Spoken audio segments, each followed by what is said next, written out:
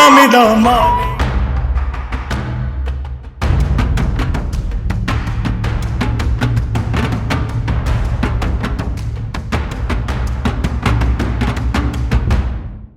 నమస్తే folks, welcome to my channel. Folks, బాధ ఎంత గొప్పదో వస్తూనే మనకి సొంత వారిని గుర్తు చేసేలా చేస్తుంది. సంపద ఎంత చెడ్డదో వస్తూనే మన సొంత వాళ్ళని కూడా మర్చిపోయేలా చేస్తుంది. అసలు నేను ఈ మాట చెప్పడానికి గల కారణం ప్రముఖ నటుడు ప్రదీప్ రావత్ విషయమే. శ్రీ గాయత్రీదేవి జ్యోతిష్య పీఠం, గాయత్రీదేవి ఉపాసకులు, ప్రముఖ జ్యోతిష్యులు శ్రీ సాయినాథ సిద్ధాంతి గారు మీ జీవిత సంపూర్ణ భవిష్యత్తు తెలుపగలరు. స్త్రీ పురుష వశీకరణం 100% గ్యారంటీ. మీకు ఎటువంటి సమస్యలున్నా తాంత్రిక మాంత్రిక పూజలు చేసి పరిహారం చేయగలరు. స్త్రీ మరియు పురుష వశీకరణం, ప్రేమ వశీకరణం, భార్యాభర్తల వశీకరణం చేయబడను. భారతీయ చలనచిత్ర పరిశ్రమలో తనదైన విలనిజంతో ప్రేక్షకుల్లో చెరగని ముద్ర వేసిన ప్రముఖ నటుడు ప్రదీప్ ఆగస్టు 4న మరణించడంతో ఇతని అభిమానులు ఒక్కసారిగా షాక్కి గురవుతున్నారు. ఎస్ఎస్ రాజమౌళి డైరెక్షన్లో నితిన్ హీరోగా వచ్చిన సై సినిమాలో భిక్షు యాదవ్ పాత్రతో తెలుగు తెరకి పరిచయమై అద్భుతమైన నటనతో ముందుకు వెళ్లి ఆ తర్వాత హిందీ గజనీలో నటించి స్టార్ విలన్ గా ఎదిగి తెలుగులో భద్ర, స్టాలిన్, ఛత్రపతి వంటి సూపర్ హిట్ చిత్రాలతో అలరిస్తూ దూసుకుపోయిన ప్రదీప్ సడన్ గా మరణించడంతో అసలేం జరిగిందో తెలుసుకోవాలని నెటిజన్లందరూ ఆందోళన చెందుతున్నారు. ప్రదీప్ రావత్ మరణానికి గల కారణాలేంటి? ప్రదీప్ రావత్ గవర్నమెంట్ జాబ్ ని ఎందుకు వదిలేశాడు? నిజంగానే ప్రదీప్ 2 సార్లు పెళ్లి చేసుకున్నాడా? తన గర్ల్ ఫ్రెండ్ వల్లే సినిమాలకి వచ్చాడా? ప్రదీప్ రావత్ నెట్వర్త్ ఎంత అనే నమ్మలేని నిజాల్ని ఈ వీడియోలో చెప్పడానికి నేను ప్రయత్నిస్తాను. మీరు మాత్రం ఈ వీడియోని పూర్తిగా చూడండి. ప్రదీప్ రామ్ సింగ్ రావత్ అలియాస్ ప్రదీప్ రావత్. ఇతను 1952 జనవరి 21న మధ్యప్రదేశ్లోని జబల్పూర్లో ఒక మధ్యతరగతి కుటుంబంలో జన్మించాడు. తండ్రి మంగళ సింగ్, తల్లి రుక్మిణి. ఇతనికి ఒక అక్క, ఒక అన్న కూడా ఉన్నారు. ప్రదీప్ రావత్ తండ్రి ఇండియన్ ఆర్మీలో పనిచేసి రిటైర్డ్ అవ్వడంతో తన 3 పిల్లలు గవర్నమెంట్ జాబ్లో చేరాలనుకున్నారు. అలా ప్రదీప్ తన స్కూలింగ్ని హిమాచల్ ప్రదేశ్లోని సిమ్లాలో ఒక మిలిటరీ పాఠశాలలో చదివాడు. చదువుల్లో చురుగ్గా ఉన్న ప్రదీప్ ఒకవైపు చదువుకుంటూనే తన ఇంటర్ నుండి గర్ల్ ఫ్రెండ్స్ని మెయింటైన్ చేస్తూ వచ్చాడు. అలా తన డిగ్రీని జబల్పూర్లో గవర్నమెంట్ సైన్స్ కాలేజీలో చదివేటప్పుడు అక్కడ పూణేకి చెందిన కావేరి అనే ఆమెతో తనకి మంచి పరిచయం పెరిగి ఆ పరిచయం కాస్త సన్నిహిత్యంగా మారి వారిద్దరూ ప్రేమలో పడ్డారు. కానీ కావేరి ప్రదీప్ రావత్ కన్నా 2 ఇయర్స్ జూనియర్ అవ్వడంతో ప్రదీప్ తన డిగ్రీ పూర్తవగానే జాబ్ కోసం ట్రై చేయగా ఇతనికి జబల్పూర్లోని బ్యాంక్లో గవర్నమెంట్ జాబ్ వచ్చింది. అలా మరోవైపు కావేరి తన చదువుని మానేసి పూణేకి వెళ్ళి అక్కడే మోడలింగ్ చేస్తూ బిజీ అయింది. అలా కొన్ని సంవత్సరాలు గడవగా ఒకసారి పని మీద పూణేకి వెళ్ళిన ప్రదీప్ మళ్ళీ కళ్యాణిని కలవగా ఆమె చూపించిన ప్రేమ, కేరింగ్లో ఎటువంటి మార్పు లేకపోవడంతో తనతో నిజంగానే ప్రేమలో పడి ఆమెతో అక్కడే కొన్నాళ్ళు లివింగ్ టుగెదర్లో ఉంటూ వచ్చాడు. దీంతో కళ్యాణి ప్రదీప్ రావత్తో నువ్వెలాగో చూడ్డానికి మంచి హైట్, పర్సనాలిటీతో ఉన్నావు, మోడలింగ్లో చేస్తే నేమ్, ఫేమ్, మనీ కూడా వస్తుంది అని చెప్పగా ప్రదీప్ రావత్ అందుకు ఒప్పుకున్నాడు. అలా తన జాబ్కి బ్రేక్ ఇచ్చి పూణేలోనే ఉంటూ మోడలింగ్లో ట్రై చేయడం మొదలెట్టాడు. ఇక అలా చిన్న చిన్న యాడ్స్లో చేసిన ఎటువంటి యూజ్ లేదని గ్రహించిన ప్రదీప్ మళ్ళీ జబల్పూర్కి వచ్చేసి తన బ్యాంక్ జాబ్ని కంటిన్యూ చేయడం మొదలెట్టాడు.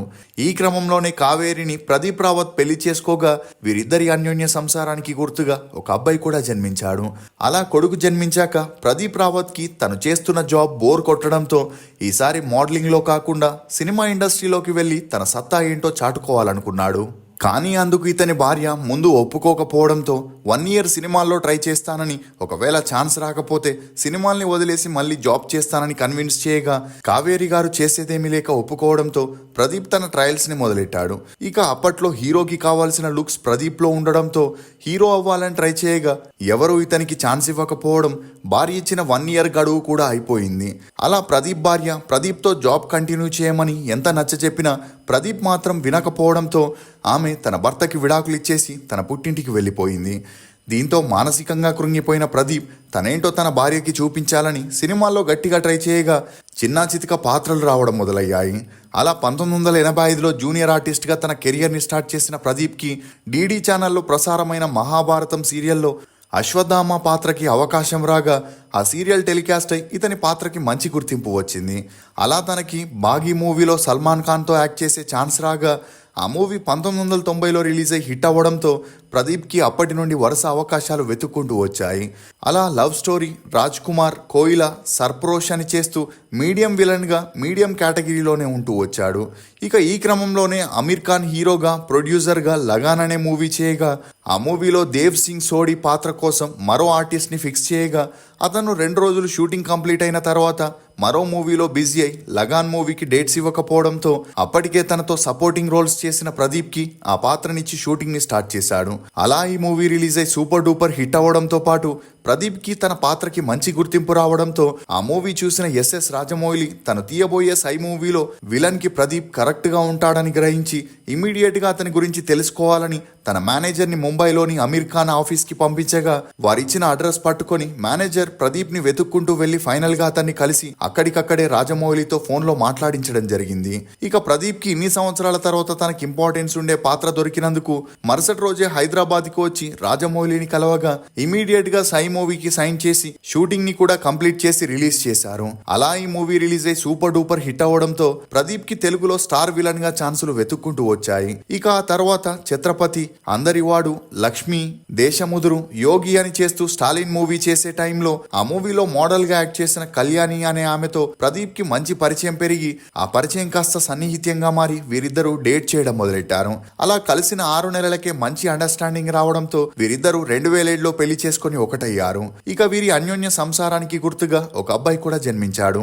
అలా అప్పటి నుండి అటు ప్రొఫెషనల్ ఇటు పర్సనల్ లైఫ్ బాగా సాగుతున్నప్పుడే ప్రదీప్ మొదటి భార్య మీడియా ముందుకి వచ్చి ప్రదీప్ తాగుబోతూ అమ్మాయిల పిచ్చోడని, తనని రోజు కొట్టి తిడుతూ ఉండేవాడని, 5 సార్లు అబార్షన్ కూడా చేశాడని, అందువల్లే తను విడాకులు ఇచ్చానని చెప్పడంతో అప్పట్లో ఈ వార్తలు హల్చలైన ప్రదీప్ ఈ వార్తలపై స్పందించకపోవడంతో అందరూ నిజమేనని నమ్మి ప్రదీప్ ని విమర్శించడం మొదలెట్టారు. అయినా అదంతా పట్టించుకోకుండా ప్రదీప్ గజిని, కాస్కో, పంచాక్షరి, రగడ, వేట, నిప్పు అని చేస్తూ బిజీ అయినా కూడా అన్ని మూవీస్ లో ఒకే రకమైన క్యారెక్టర్స్ చేయడంతో ఒక స్టేజ్ లో ప్రదీప్ యాక్టింగ్ బోర్ కొట్టడం మొదలెట్టి ఇతని ప్లేస్ లో మరో ఆర్టిస్టులను తీసుకోవడం మొదలెట్టారు. దీంతో సరైనోడు మూవీ నుండి విలన్ గా కాకుండా కామెడీ క్యారెక్టర్స్ చేయడంతో జనాలు కూడా ఎంటర్టైన్ అవుతూ వచ్చారు. కానీ ఈ క్రమంలోనే 2023లో ప్రదీప్ ముక్కు నుండి నోటి నుండి రక్తం కారడంతో షాక్ కి గురైన ప్రదీప్ భార్య అతన్ని హాస్పిటల్ కి తీసుకెళ్లగా చెక్ చేసిన డాక్టర్లు ప్రదీప్ కి బ్లడ్ క్యాన్సర్ ఉందని, అది 4వ స్టేజ్ లో ఉందని తెలియడంతో ప్రదీప్ కి అతని భార్యకి ఆకాశం తలపై వచ్చి పడినట్లయింది.